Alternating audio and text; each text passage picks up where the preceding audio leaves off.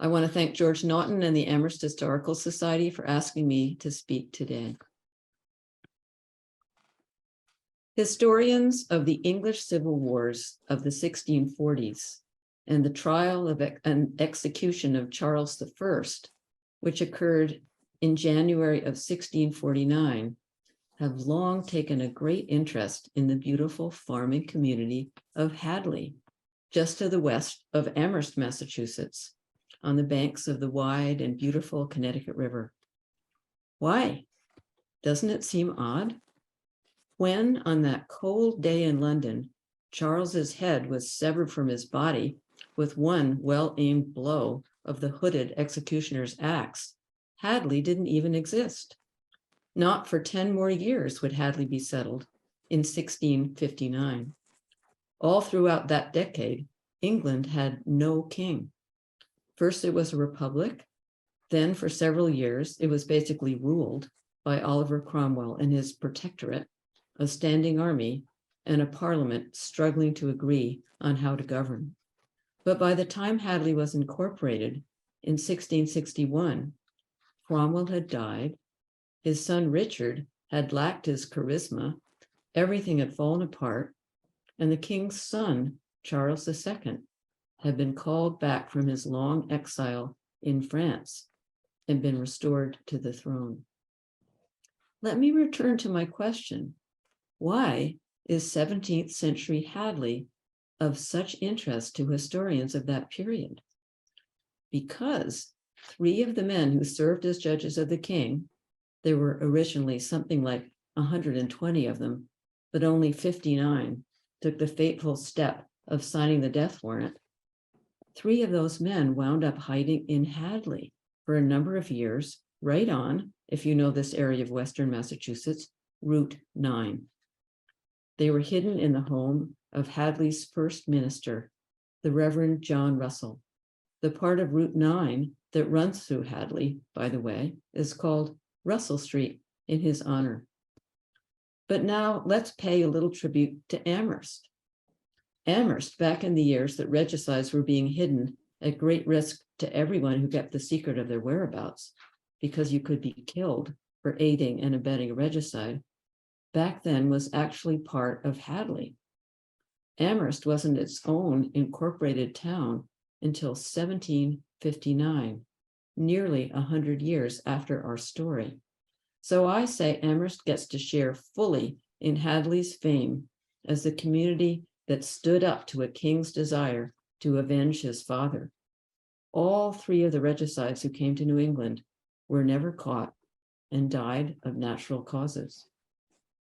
Back in London, a number of regicides were drawn and quartered in gruesome public executions. But the story of the ones who came to these shores, Edward Whaley, William Goff, and my ancestor, John Dixwell, has fascinated people for hundreds of years. It has morphed into legends that continue to morph into further untruths as the years go by.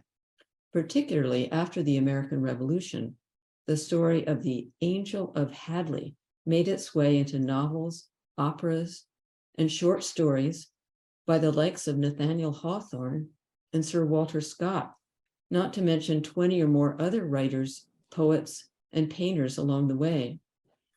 The Angel of Hadley is a story, some of which may be true, about how the regicide William Goff, brandishing a sword, emerged from his hiding place in the minister's house during a Native American attack on a church service, organized the men, and drove off the attackers.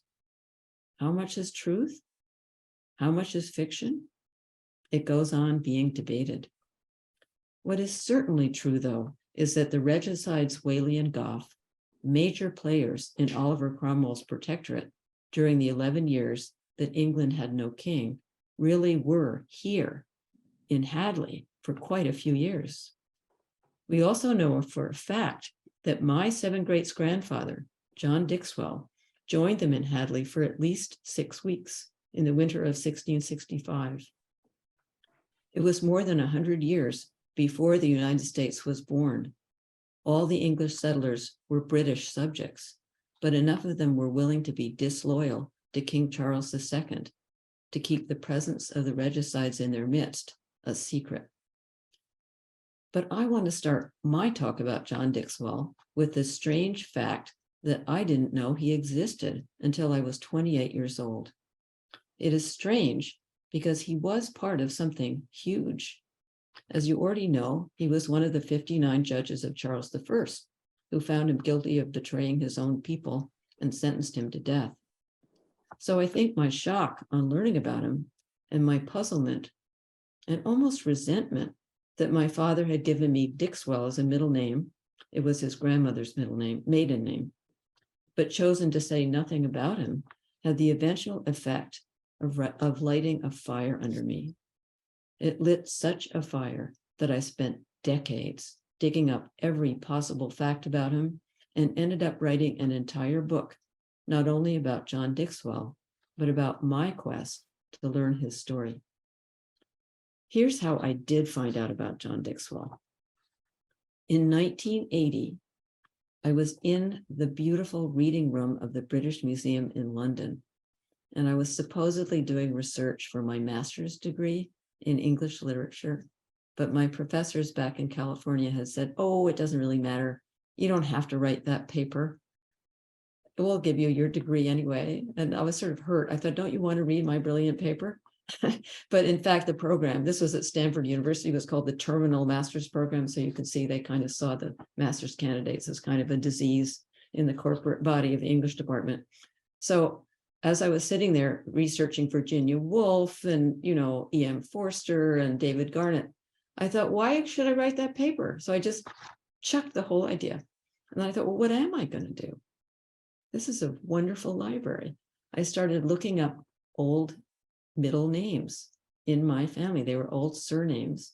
I looked up Wigglesworth, that's my sister's middle name, Dixwell, Meggs, but it was Dixwell that had this book that really shocked me. So I found out about John Dixwell from a 1795 book that I ordered from the British Museum Library. So let's see. When the thing is, I had no idea when I first discovered the existence of John Dixwell, who was in fact a regicide. I thought, well, maybe I'm related to him, but I also thought, I hope I'm not related to him. And it was 1980, so it wasn't as though you could just text your parents back in Massachusetts and say, I hope I'm not related, am I? So it wasn't until I got home, maybe 2 months later, that I asked my father, I said, I found this book. I'll read from my book about it. I said, I found a book in the British Museum about someone named John Dixwell. I said, he was a king killer. We're not, are we? My father hung his head. Yeah, he said under his breath. There was a weird pause. Then he mumbled, actually, we're direct descendants. An electrical sensation went through my nervous system, followed immediately by bafflement. If Dad was this uncomfortable with the guy, why did he and my mother name me, the youngest of their 4 children, Sarah Dixwell Brown, linking me for life to John Dixwell? At this point in my life, at least 10 years went by, during which I didn't do much, but I did move to Amherst, not realizing I was a stone's throw from where Dixwell had come as a fugitive from justice in February of 1665. Then an extraordinary Dixwell artifact came into my possession. Here's my description in my book of the strangely informal moment when Dad handed it over to me.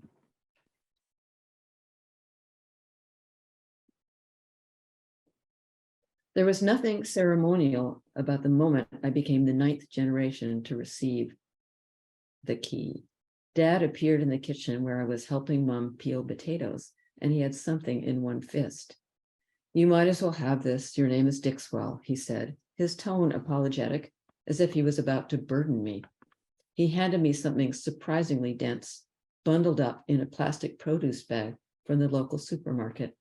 It was recycled, of course. My parents, who'd lived through the Great Depression, reused aluminum foil and string. I put down my potato peeler and took it. Who knows if I even washed my hands? You should have it, he went on wearily. You're the one who's found out the most about John Dixwell. What is it? I asked. He didn't answer, just waited as I opened the bag. It was a plastic produce bag on which was printed in orange and brown, the Fruit Center Marketplace, a shopping adventure, and pulled out a big, rough iron key. Good heavens, said my mother. It isn't every day that your father gives you a 17th century key to a castle in England. So the thing is, wrapped around the shaft of this big old key was a small label covered with the handwriting of my great-great-grandfather, whose name was Epps Sergeant Dixwell. And he'd written, John Dixwell in command on one side, and on the other, switching to capital letters in what looks like enthusiasm, Dover Castle, all in caps, and his initials, ESD. Just to place him in my descent line for you, his dates are 1807 to 1899. And in case you don't know about Dover Castle, which you probably do, but just in case, I'll tell you. Dover Castle is in the county of Kent in the southeast of England. It's a military fortification overlooking the English Channel. It still has a lighthouse built by the invading Romans in 55 AD and sits atop the white cliffs of Dover, whose chalk substratum is great for digging secret tunnels and hiding places for the military top brass to be safe in. So if you make it to the end of my presentation, I will show you the actual original archival plastic produce bag, and I'll pull out my key and wave it around. So I hope you stick around. I can't make you, but I hope you do. Here's a profound truth. It was like the iron entering my soul, being given that key. Taking ownership of it meant, for me, that I'd have to tell John Dixwell's story. It felt scary and overwhelming, not the least because I was horrified and felt uncomfortable to be descended from someone who'd signed the death warrant that authorized the beheading of a king. Plus, I knew very little about 17th century England and how the world got turned upside down in the years leading up to the formal execution of Charles I in front of one of his own palaces. In case anyone in the audience doesn't know much about it, here's a little summary of what led up to the trial from my book. After Charles I became king in 1625, his largely Protestant subjects began to worry about his French Catholic wife, Henrietta Maria, and the royal couple's love of fun. Puritans wrote pamphlets denouncing the lavish musical theatricals staged for the king, his queen, and nobles. They were appalled when he reissued in 1633 the Book of Sports, which authorized various forms of recreation on Sundays. Scandalous, right? A Protestant lawyer, William Prynne, published a criticism of the Queen dancing and called female actors whores. He was sentenced to life in prison and had his ears cut off. Nevertheless, numerous sects of Protestantism proliferated. The more radical of their members, determined to root out what they saw as idolatry verging on Catholicism, smashed stained glass windows and destroyed priceless art in cathedrals and also in the homes of royalists. The turbulence did not shake Charles's belief that he ruled by divine rights.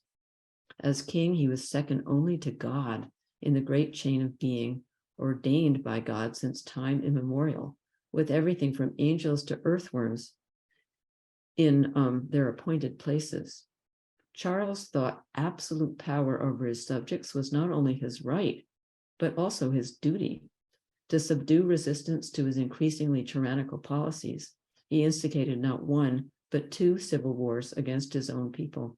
To fund the wars, he levied various capricious taxes that drained the country's resources. The loss of life in England was probably higher than England's loss of life in the First World War. Unpaid troops plundered freely. Impoverished citizens were required to house soldiers from both sides of the conflict. Wounded war veterans begged in the streets. The weather was terrible. Crops failed. But even in the very beginning of my search to learn about John Dixwell, despite my initial dismay, I found myself feeling defensive of him. In this 1908 edition of the British Dictionary of National Biography, the writer of Dixwell's entry is withering in a way that made my hackles rise. He said, in pedigrees of the family, I wish I could do this with a British accent. In pedigrees of the family, he is usually ignored, as for instance, in those contained in Burke's extinct baronetage. And he is also passed over in the account of the Dixwell family given in Halstead's Kent. The contempt continues to this day. I felt aggrieved recently when I was reading the British historian Adrian Tinneswood in his 2013 book about the Rainborough family. It's a great book, by the way. He has this to say about my man. John Dixwell, who had been undistinguished until he signed the king's death warrant, remained undistinguished. Yes, that's on page 307. It's true. In fairness, Tinneswood has a point. John Dixwell was a small fish compared, say, to Edward Whaley and William Gough. During the 11 years that England had no monarchy, Whaley and Gough served Oliver Cromwell as major generals. They were so close to Cromwell, they were one of the 7 people who were at his deathbed. I should say 2 of the 7 people. Dixwell, on the other hand, was a mere colonel. He was down in Kent a fair amount of those 11 years, not in London. He probably wasn't fond of Cromwell. But nevertheless, he was part of something world-changing and profound, and, I eventually concluded, was very brave to choose to serve as a judge of his king and live forever after, with the enormous consequences of that choice. Here's my summary of the big picture of John Dixwell's time as I describe them in chapter 1. Human history is full of times when people resorted to violence in their desperation to effect political and social change. In the United States, we have had our own Revolutionary War and then Civil War, the first to throw off British rule and the second to end slavery. Gradual diplomatic means had not worked. In 17th century England, the people who felt it imperative to end Charles's despotic rule decided slowly and reluctantly that the only way to stop him was to kill him. It wasn't their first choice, or even their fourth. For years, Parliament had tried to come to agreements with the king.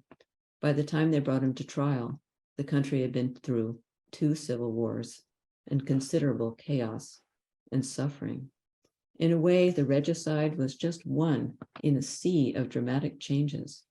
It was a time of fascinating ferment.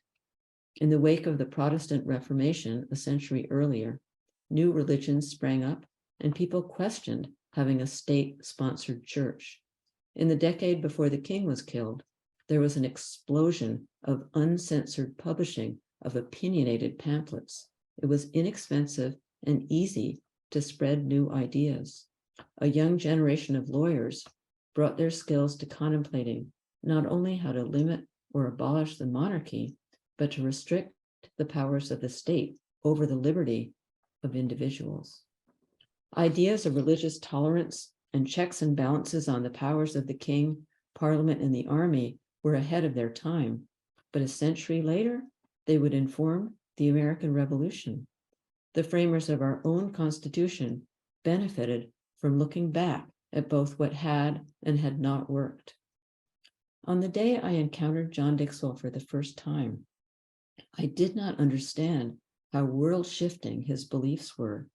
But as the years went by and I delved deeper into finding everything I could about his life and his era, I felt so lucky to have him as a lens for seeing how an individual played a vital role in the forcing of changes that helped later generations hammer out the democracy we live in now?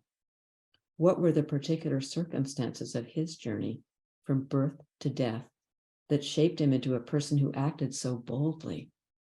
I wanted to know.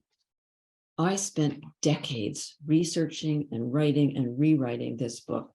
I didn't know for the longest time that the New Haven Museum had all the letters Dixwell received in exile, as well as legal documents he drafted himself. Nor did I know that they'd been given to the museum in 1889 by my great-great-grandfather, Epps Sergeant Dixwell. At that point, they've been passed down through many generations of Dixwell descendants for 200 years. And now I'm going to start the slideshow. This is Epps Sergeant Dixwell himself, my great-great-grandfather. And then the next picture is an example of the papers that he gave to the museum. This is John Dixwell's actual handwriting. And this is his actual sealing wax, still bright red after 300 years, with, you can see his seal on, maybe it was a signet ring, I'm not sure what it was, but it has 3 fleur-de-lis. I want you to try to note. George, can they see my cursor? So those are the 3 fleur-de-lis in a shield shape. Still looking pretty good all this time later. I will return to New Haven and its treasures, but first I'll tell you a little about my journal to find out all I could about John Dixwell's childhood, his education, what may have radicalized him, and his flight from justice in 1660. Although I had been an English major with no formal training in history, I soon became obsessed with the idea of primary materials. No doubt I was inspired by owning a fantastic piece of concrete evidence, the key to Dover Castle, but I wanted more. I suspected I might have to go to England to find whatever records of John Dixwell's life still existed. But that was such a daunting prospect. But my writing group, who'd been suffering with my many drafts of the manuscript for too many years to count, began insisting that I take the key back to Dover Castle and try it in the lock. Then, and this was the coup de grace, Mi-jung Kim. She is a South Korean woman who lived for many years in Amherst, although just this summer she moved to California to my great sorrow. But Mi-jung Kim, I was helping her with her English, and we were reading British novels, and I was complaining about how I should take the key back, but I was scared. I was single. I didn't want to travel alone. She said, well, why don't I go with you? And it was a heart-stopping moment for me because I thought, well, if Mi-jung's going to come with me, I have to go. For one thing, it'll be letting her down if I don't go. So it made me very nervous, but now that I was assured of a traveling companion, I had to do it. So I started emailing complete strangers in England, professors, librarians, archivists, and every one of them was incredibly kind and helpful. And many of them agreed to meet with me and teach me what I needed to know in order to understand my 7th great-grandfather and show me whatever they had in their collections. I scheduled everybody in the space of 2 weeks, which amazes me now when I think about it. And Mi-jung and I got on a plane, and here's Mi-jung, day 1, in front of the Penn Club, which is named for R. William Penn. See, it says the Penn Club up at the top there. It's a Quaker boarding house right around the corner from the British Museum that closed because of COVID. I'm just heartbroken about that. So the next day, no, actually the first day, we just went everywhere because we learned that we were supposed to stay up to try to get used to the time change. And so we went to Lincoln's Inn, which is where lawyers, really fancy lawyers, still have all their offices. That's the gate to Lincoln's Inn. And then we staggered down the street and we found the Royal Courts of Justice. Here's the hinges on the doors, which I thought were so beautiful. And if you know Charles Dickens, the Royal Courts of Justice are right around the corner from Chancery Lane, of course. And then the next day, feeling a little bit less exhausted, we went looking to see, we wanted to find the place where Charles was beheaded. So first we went down to the Houses of Parliament, and here's Oliver Cromwell. And he is standing facing a little tiny bust of Charles I, and policemen like to joke about how the 2 old enemies have to stare at each other across the street in front of Parliament for hundreds of years, although Cromwell was so sort of hated for a long time. But now, it was in the 19th century that they erected that statue to Cromwell. but people still have a really strong and disagreeing feelings about Oliver Cromwell, of course. So then we found Whitehall Palace, which is where Charles was beheaded, right over this window. Right, they erected a scaffold right here in front of this window, and this is right next to what I just showed you. And in case you can't read that, I wonder if I can expand it. I don't think I can. I'll read it to you. It says, His Majesty Charles I passed through this hall and out of a window nearly over this tablet to the scaffold in Whitehall, where he was beheaded on the 30th of January, 1649. And boy, did that make the hair stand up on the back of my neck reading that. So next, I went way up to the far north of England because I wanted to find the church where John Dixwell was born. His father, Edward Dixwell, was the vicar in this church. And you can still see the parish records written in Edward Dixwell's hand, noting the year of John Dixwell's birth. And I saw that too. It was just fantastic. This is the inside of the church. It's a very old and beautiful church. This is the list of vicars, and you can see the name of John Dixwell's father. And here's the sad thing. He died in 1616. And John Dixwell was born in 1613.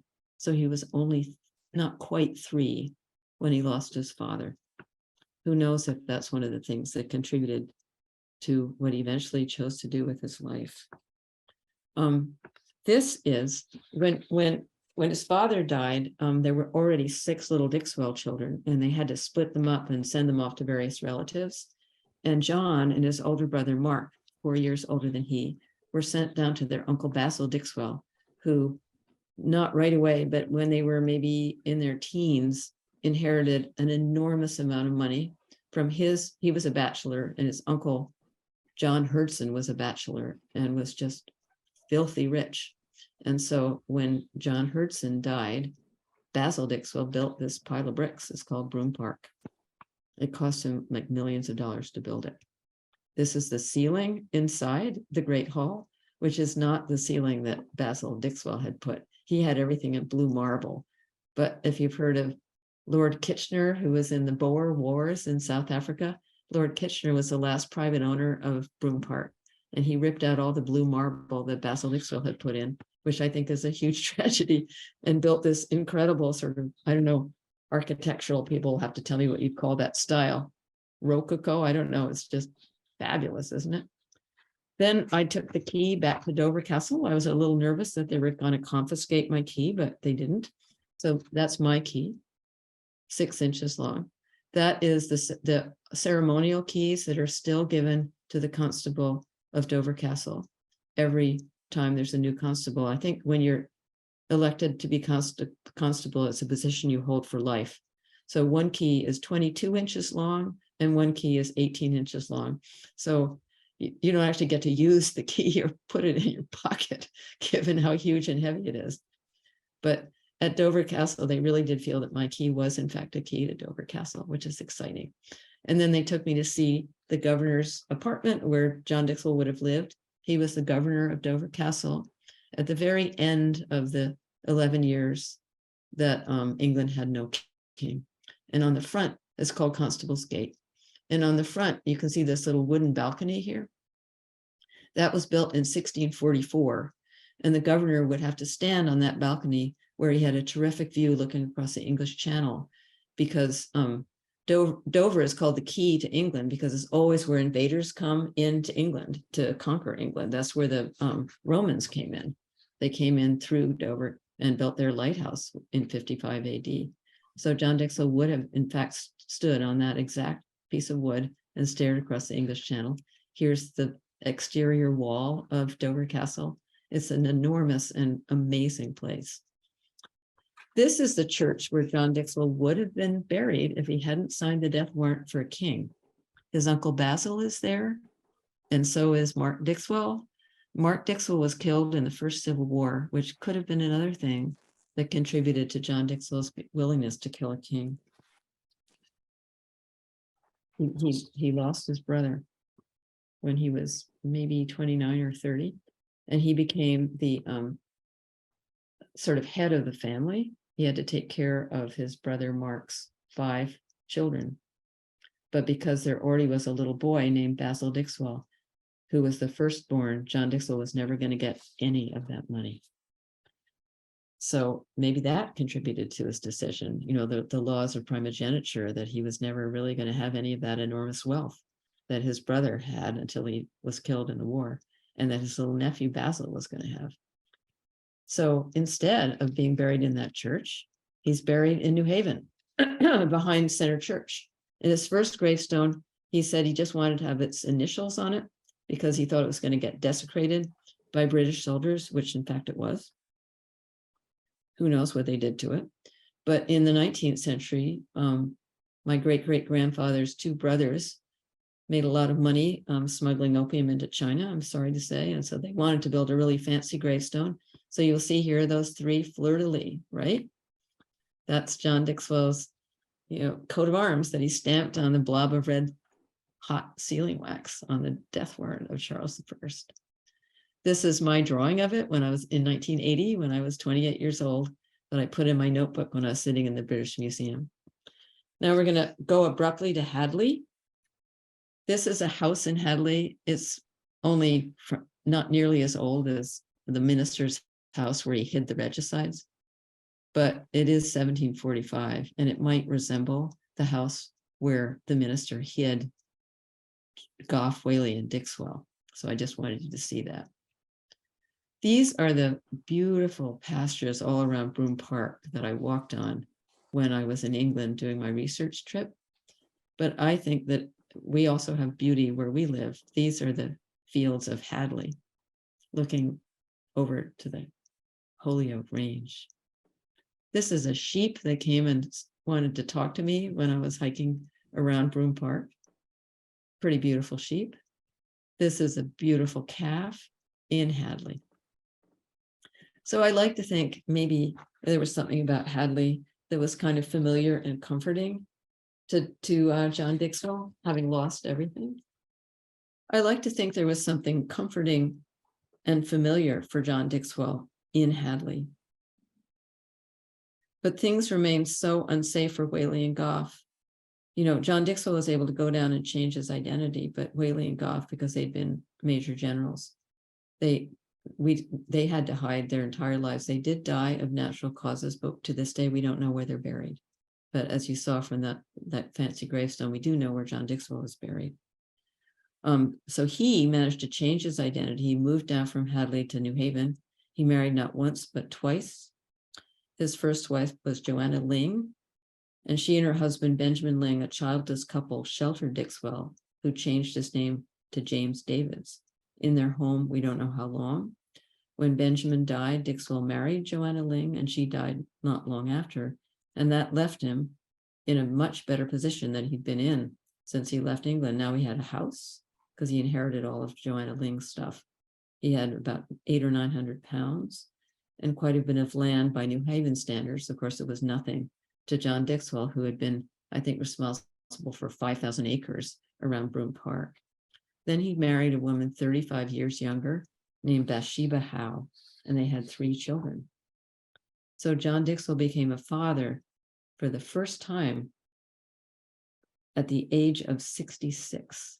And I like to think he was so excited about that that's why he wrote in the margin of a letter from his niece, the only Dixwell who was loyal to him in England. We should be nice to those Dixwells in England. They did cut off John Dixwell without a penny, but they could have been killed if they'd been caught helping a regicide. So they had reasons to not be nice. But I like to think that John Dixwell had been up all night with Bathsheba during her first labor and delivery because he smudged it. There's 2 smudges there. And he wrote, on the 9th day of June, being the 2nd day of the week, my daughter Marie was born about a quarter of an hour before 9 in the morning in the year 1679. I think that's the writing of a tired, exhausted, happy first-time father, age 66. Now, in England, all the Dixwells just removed John Dixwell from the family tree, but in Hadley, to this day, we're totally proud. So here is a sign on Route 9 near Chili's and Stop and Shop honoring Whaley and Goff. Here in Hadley, right down the street from Dunkin' Donuts, is Russell Street and Whaley Street, and then Goff Street, also on Russell Street.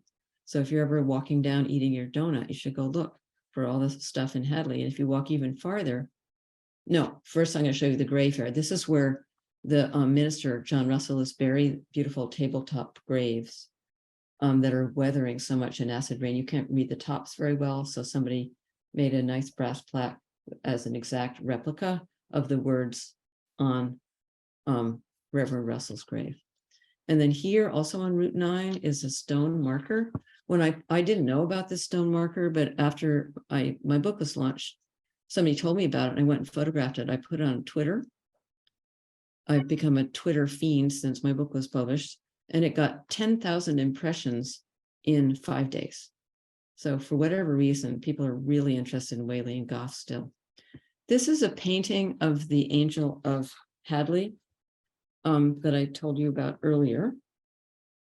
Let's see, it says, William Goff, soon to be known as the legendary Angel of Hadley, came out of hiding one Sunday. We don't know if this is true, but it might be. When churchgoers were attacked by Native Americans, Goff, the story goes, marshaled the men, competent major general that he was, drove off the attackers, then disappeared, never to be seen in public again. The Forbes Library in Northampton owns this painting, which is by Frederick Chapman, who was a 19th century painter. You can see that's Goff with his sword. There's the minister up in his pulpit and all the people terrified that they're about to be scalped. So I just was curious about Bathsheba, who married him, like why she would have married somebody 35 years older, and what was it like being a little girl in New Haven?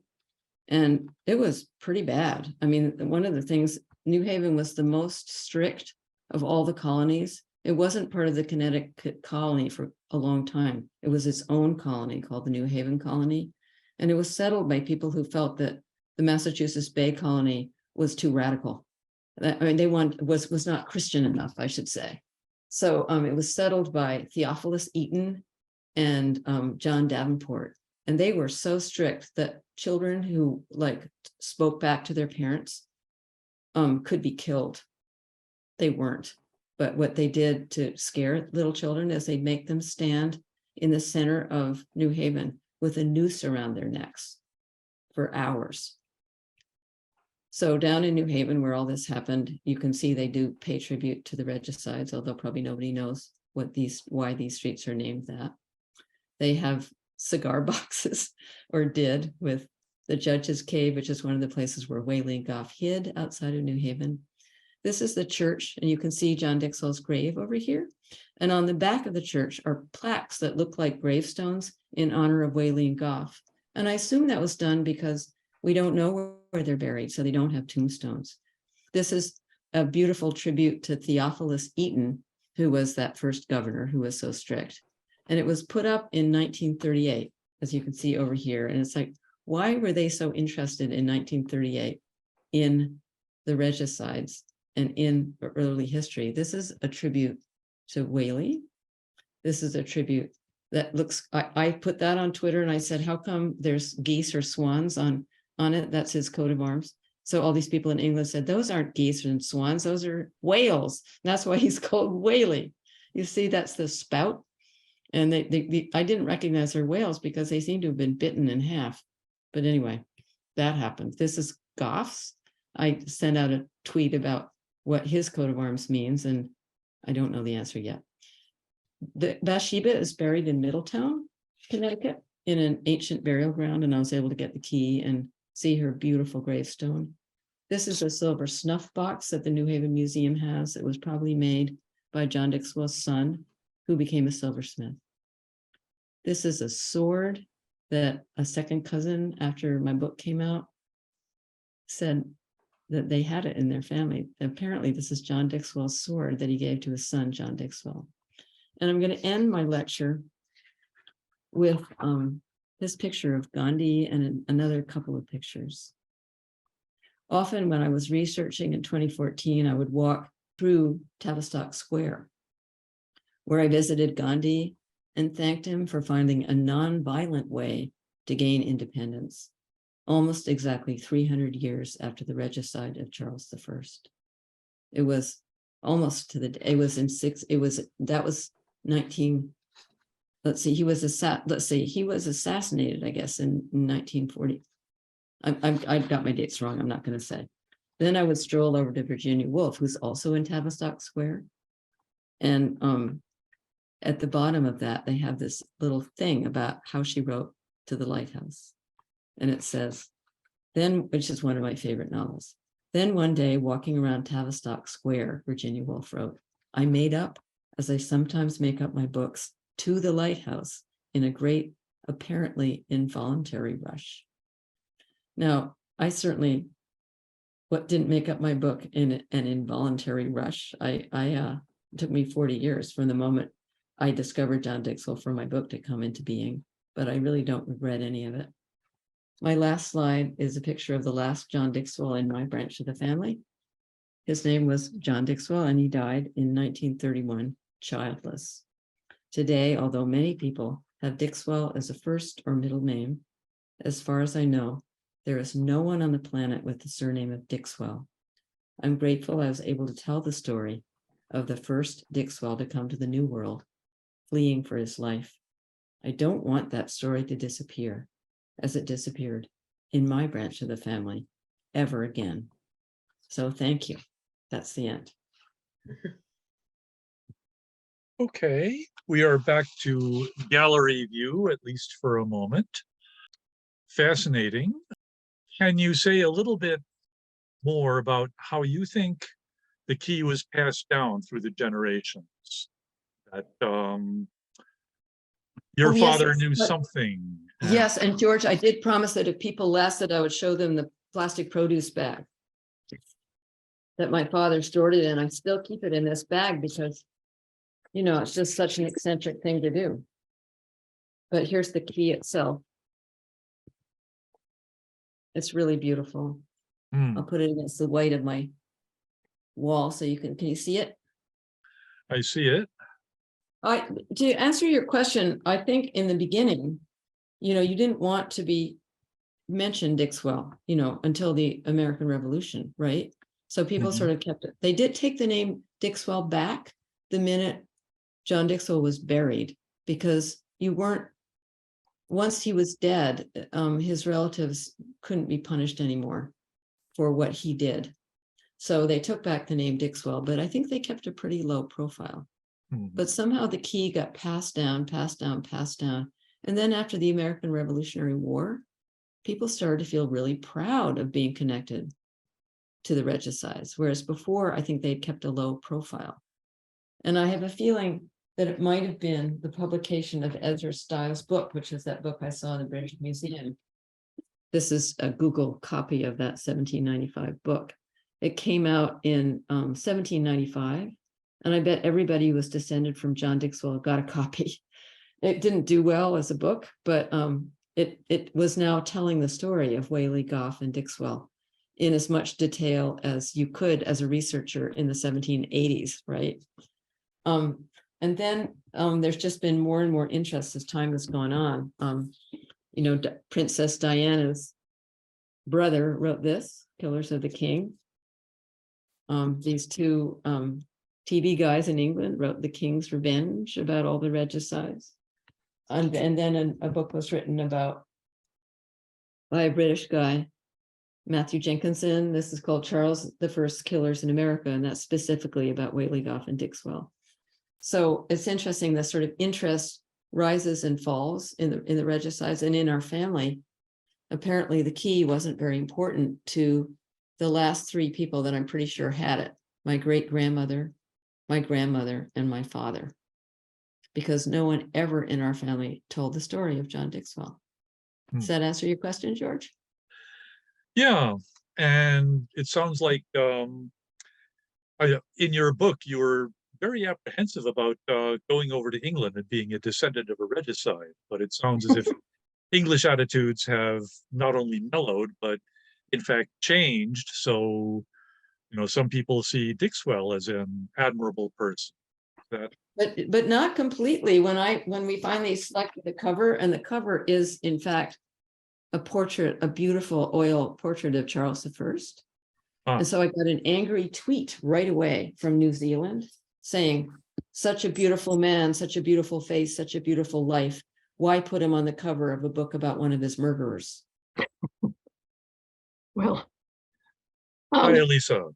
I'm a Richard III devotee. And, you know, people love to fight verbally, mostly, I hope verbally, with other people over old historical facts and interpretations and whatever, because it's a recreation, you know? Mhm. Exactly. And so, you know, I wouldn't be surprised if you get occasional nasty comments about it, but I was kind of nervous because it's like, I mean, you could, I think that it wasn't until maybe the 1960s that they sort of, I mean, that you still were sort of in trouble for being connected with regicides for centuries. And I should say, they still have a national day of mourning for Charles I on January 30th of every year. Yeah, And but they also observe Guy Fawkes Day. And those were rebels who, a century earlier, who tried to blow up Parliament. So, I think you're right. people, it's complicated. Yeah. And a lot of it is not really about what it pretends to be about, How do you mean? Well, if you have a holiday that gives you an excuse to do something like Guy Fawkes Day, those people probably aren't really celebrating people who tried to blow up Parliament. They're just out there having a good time. Now, observing Charles is far fewer people, and it's probably a lot less rowdy. But, it's a group of people who have an opinion and enjoy getting together with people who share their opinion. But I don't think it's a big movement. Well, there's a Society of King Charles the Martyr, and Sure. the American chapter has 400 members. So it conferred instant sainthood on him the way he went to his death, which was sort of like a lamb to the slaughter. He was, Sure. and people, they dipped their handkerchiefs in the blood, and those handkerchiefs were used to heal people. Yeah. Probably there's still a bunch of those handkerchiefs around all over the world, right? I mean, if you read Act of Oblivion, which is a blockbuster about the regicides, Whaley and Goff, it was written by Robert Harris, and it's already selling thousands and thousands of copies. But he has as a motif in that novel, this person who's just enraged with the regicide, who has a little piece of fabric with the blood of the king on it that he keeps on his person all the time, and it feeds his rage and gives him the strength to go try to hunt down Whaley and Goff. Yeah. Are there other questions?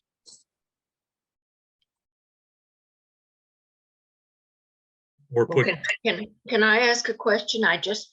Unfortunately, I missed the very beginning of the. No, I was wondering how we get your books.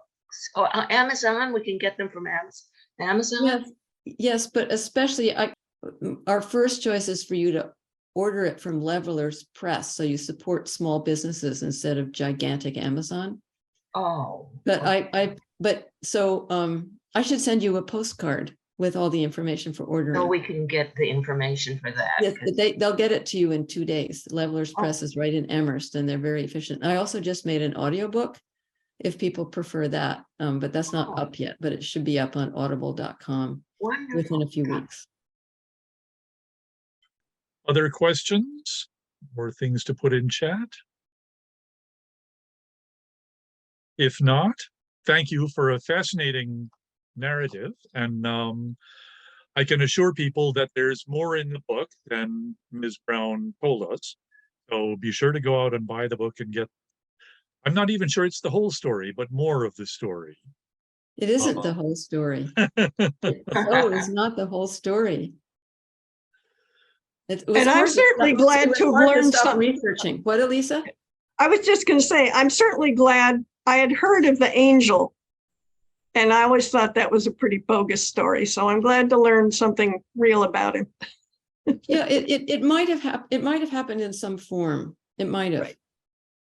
But yes, we have another question. Can we keep going, George? It's not a question. I just want to thank you so much for this story. I've been fascinated with it since I went to law school in New Haven 60 years ago, discovered those streets and learned about the story and realized that part of it took place here in Hadley, near where I went to college. So, so much of this story that you didn't tell is the details of the King Philip's War. And this is not part of your story, but it all comes together. And it's a never-ending story because it's controversial. There are things being written and studied about it even to this day. And your piece is a very important piece of this story. And I thank you for writing it and telling us. Thank you, thank you, thank you. Well, history Yeah, is still prefer- controversial and history is not dead after all. No, no. And it's interesting because it's been lawyers often who get interested in my book because it had a lot to do. John Dixwell was a barrister, like Mhm. trying to, change the laws so that you could have a better government. That's a huge part of the story. Wonderful. What a wonderful audience you've been. And one of my classmates from elementary school is here, Carrie Farmer. right, right.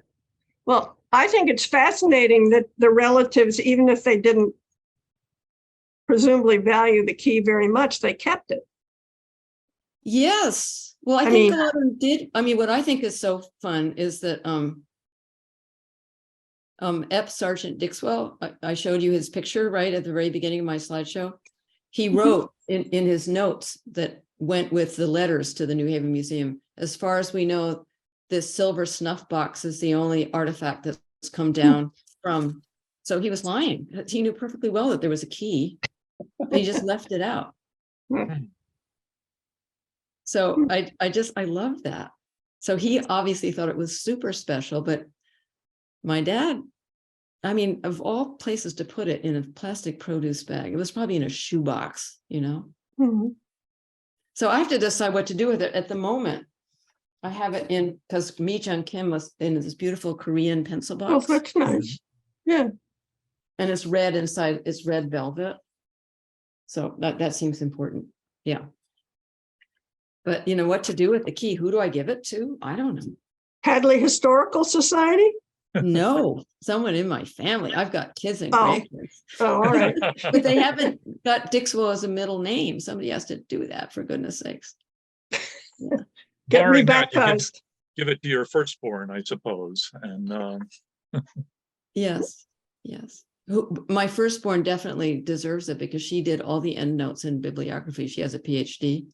And I was just absolutely inept at all that stuff because it's all online now and it's a completely different system. And she was so adept. She was fantastic. Sounds like she earned it. She earned a free copy of the book. I kept offering to pay her, but she refused. So okay, but if there are no more questions, we thank you again. Fascinating talk. And everyone should not only go out and buy the book, but tell your friends to go out and buy the book, preferably from Levelers Press. So thank you and all. can I say one more thing, George? Yes. Levelers Press doesn't have an apostrophe. Ah, So that's important if you're trying to get onto their website.